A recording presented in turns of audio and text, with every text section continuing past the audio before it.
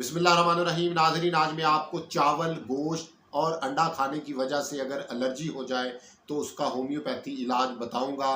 नाज़रीन, बाज़ लोगों को अंडा खाने से एलर्जी हो जाती है और बाज़ लोगों को चावल और गोश्त खाने की वजह से एलर्जी हो जाती है।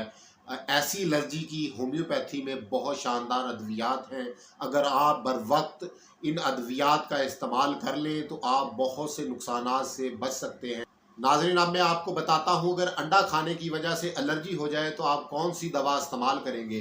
नाज़रीन, आपने कलकेरिया कार्ब इस्तेमाल करनी है। कलकेरिया कार्ब 200 ताकत में इस्तेमाल करनी है। इसका तरीका इस्तेमाल है कि 1 घूंट पानी में 5 कतरे डालकर दिन में 3 मरतबा इस्तेमाल करें।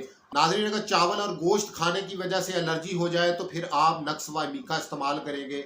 नक्स व मीका 200 ताकत में लेकर 1 घूंट पानी में 5 कतरे डालकर इसको दिन में 3 मरतबा इस्तेमाल करते रहें। आप देखेंगे कि गोश्त और चावल की वजह से होने वाली एलर्जी का कैसे नक्स व मीका खात्मा करती है और इसमें बेहतरीन काम करती है।